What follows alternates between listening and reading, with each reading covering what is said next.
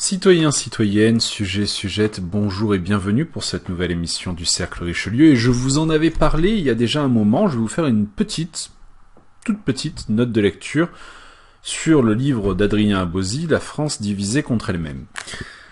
Alors, je vais déjà vous parler de la forme. Alors, Monsieur Abosi écrit bien, c'est un fait, il a une belle plume, mais pour moi, il a un problème lié à sa formation juridique, c'est qu'il aime bien sous-diviser plutôt, toutes ces parties, pour en faire à chaque fois des toutes petites parties. Vous savez, c'est le fameux, en droit, quand on fait des cours de droit, on commence par un chapitre, ensuite il y a un sous-chapitre, il y a une section, une sous-section, un paragraphe, un sous-paragraphe, etc., etc. Et en fait, j'ai trouvé dans ce livre qu'il y avait beaucoup de ça.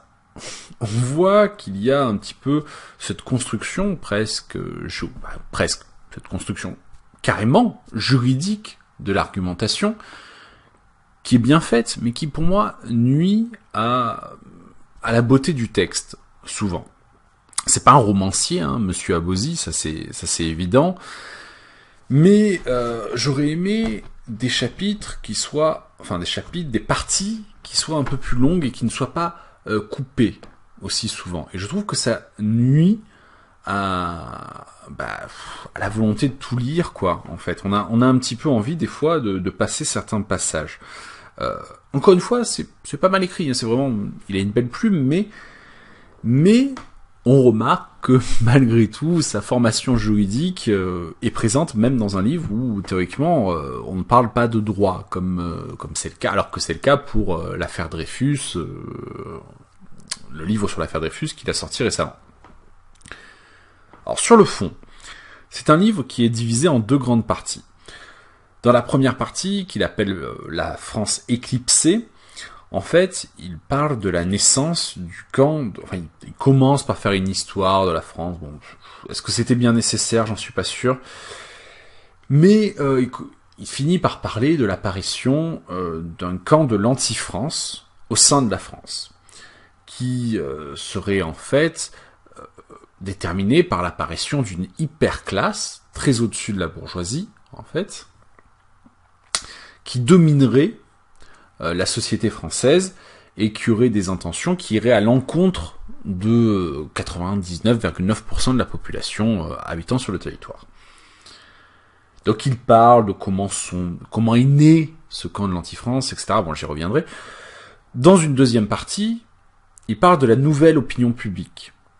La nouvelle opinion publique qui doit servir, théoriquement selon lui, à renverser le camp de l'anti-France. Alors la nouvelle opinion publique, je vais pas en parler parce que j'en ai déjà parlé dans une autre émission. Je vous renvoie à cette autre émission, vous tapez Cercle Richelieu, nouvelle opinion publique, vous tomberez dessus. Ou même vous regardez dans nos précédentes vidéos.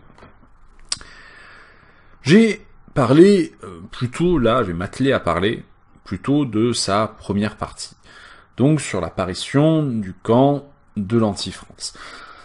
Alors moi je peux être d'accord avec plein de choses de ce qu'il dit, à savoir donc les Lumières comme étant un petit peu les fondements de l'écroulement civilisationnel français, le suicide de la noblesse française aux États généraux de 1789, la République des Lumières, la rupture avec notre passé catholique, tout ça il en parle, et il en parle plutôt bien, même si encore une fois, pour moi c'est trop divisé en fait. C'est-à-dire qu'il ne rentre jamais vraiment dans le vif du sujet. Pour moi, c'est un bon livre pour quelqu'un qui n'a pas une culture extraordinaire sur le sujet. Moi, je me flatte pas d'avoir une culture astronomique sur le sujet, mais enfin, il ne m'a rien appris de bien neuf à ce niveau-là. Mais en fait, le corps de cette première partie, pour moi, ce qui attire automatiquement l'attention, c'est la question de Pétain. À un moment, donc, comme je vous l'ai dit, je suis d'accord sur le camp de l'anti-France pendant des Lumières, de 1789, de la République, etc., etc. Surtout de la tentation de créer une nouvelle nation pour un nouveau peuple, en fait, qui ne soit plus le peuple génétiquement, culturellement français. Mais dans son chapitre 3, et un petit peu dans son chapitre 4, qui termine cette première partie, il parle surtout de Pétain. En fait, Pétain, pour lui, c'est le camp de la France qui s'oppose au camp de l'anti-France, qui serait à la fois celui des vieux républicains, 3e, 4e République, sur ça je suis assez d'accord, et celui du général de Gaulle. Alors, et là, on rentre dans une grande justification, peut-être la partie la plus longue de l'ouvrage d'ailleurs, qui doit faire pas loin d'une centaine de pages. On rentre dans une grande justification de la politique du maréchal Pétain, du fait que le maréchal Pétain a essayé de rétablir une société traditionnelle. Alors, 2 observations. La première, était-ce bien nécessaire de rentrer à nouveau dans ce débat ? Moi, j'en ai assez qu'on tourne toujours autour du débat du maréchal Pétain. Ça me fatigue, et je crois que ça aboutit pas à grand chose d'ailleurs. Deuxième observation,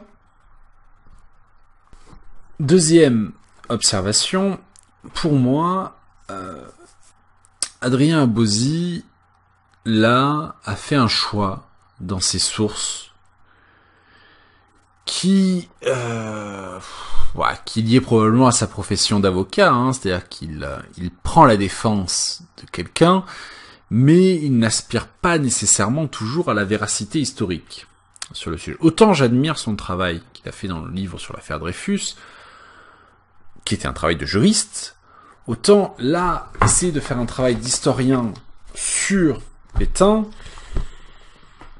c'est pas tout à fait pareil. C'est pas le même travail.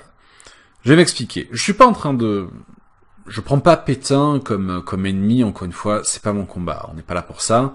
Mais enfin, passons. Déjà, première chose quand même, Adrien Abozy, qui se dit, même je pense revendique, royaliste, qui pense que le camp de la France, c'est d'abord le camp du roi, même s'il le dit pas comme ça dans le livre, mais bon, il me semble que c'est quand même ce qu'il pense, ce que j'ai pu comprendre de ce qu'il a dit, se réfère à quelqu'un qui n'a jamais envisagé un seul instant la restauration d'une royauté en France. Deuxième point. Encore une fois, M. Abozy cite effectivement de nombreuses sources, mais beaucoup sont des collaborateurs ou des amis proches du maréchal Pétain. Troisièmement, il parle beaucoup des intentions du maréchal Pétain. Effectivement, il avoue lui-même que ses intentions étaient amoindries, évidemment, dans leur action, dans leur réalisation, par l'invasion allemande, par l'invasion nazie, par l'occupation nazie. Mais du coup, pour lui, les intentions pallient la réalité des actions. Autre point, ce serait été bien qu'il nous parle un petit peu du passé politique du maréchal Pétain. Je rappelle quand même qu'immédiatement après le 6 février 34, le 9 février 34, Philippe Pétain a été nommé ministre de la guerre dans le gouvernement Doumergue, qui était un gouvernement de tendance radicale socialiste. Je rappellerai également qu'il a été vice-président du Conseil, qu'il a été le dernier président du Conseil de la Troisième République, légalement élu à la charge de président du Conseil par une assemblée composée de parlementaires à tendance radicale socialiste. Là aussi, je le rappellerai.